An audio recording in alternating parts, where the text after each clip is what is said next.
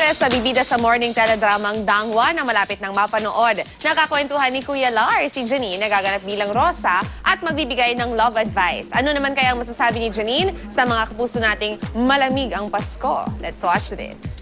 Ngayong umaga, special ang ating breakfast chikahan-tiyak na mabubusog kayo dahil kasama natin ang magbibigay sa inyo ng love life na hindi nyo kayang tanggihan, ang Dangwa girl, Janine Gutierrez. Hi, Yes, Janine! hello. Good morning, Tito Lar. Oh, pahingi naman ng love life. Ay, madali. Ako bahala dyan.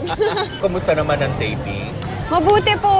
Pangatlong araw ko na po ito na sunod-sunod dito sa aking tindahan sa Dangwa, sa Kerry Bloom Bloom. Kaya nakakatuwa kasi nakikilala ko din yung mga totoong nagtitinda dito, tapos napakabait nila. So nakakatuwa na talagang sa Dangwa kami mismo nagtitaping ng Dangwa. Dahil ikaw ang taga-solve ng love life problem at taga-bigay ng advice, meron kaming ilang tanong tungkol sa relationship. Handa ka na ba, Janine? Ano naman ang maa-advise mo sa magkarelasyon na walang time para sa isa't isa? Siguro ang ma-advise ko na kailangan mag-extra effort sila para maiparamdam sa girlfriend nila o boyfriend nila na kahit busy sila, syempre palagi pa rin nilang iniisip yung minamahal nila. Mahirap bang magbigay ng payo pagdating sa love? Sa tingin ko po, madali magbigay ng payo. Mahirap kapag ikaw na yung makikinig sa sarili mo. 'Di ba kasi syempre pag ikaw na, medyo mas matigas yung ulo mo eh.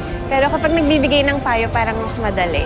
Nakaranas ka na ba ng heartbreak? O syempre, lahat naman tayo may mga kanya-kanyang heartbreak. Tsaka lalo na bilang artista, kasi madami kang ginagampanan na iba-ibang roles. So iba-iba ding heartbreak yung kailangan mong iparamdam sa sarili mo para sa mga kwento, di ba?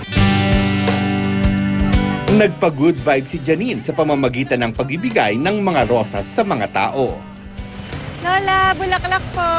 Bye-bye! Kung isa kang bulaklak, anong klaseng bulaklak ka?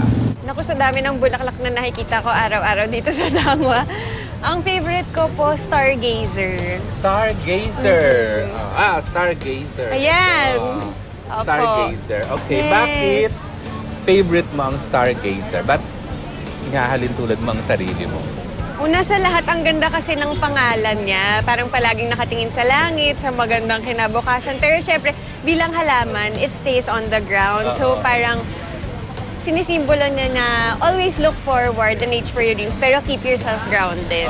Tsaka maganda. Imbitahan natin yung ating mga kapuso. Yes, mga kapuso, sana po abangan yung pagsisimula ng kwento ng Dangwa. Sa October 26 na po yan sa GMA, 11 a.m. hanggang 11:30 a.m. Abangan nyo po dahil lahat ng paborito nyong artista dadaan dito sa tindahan.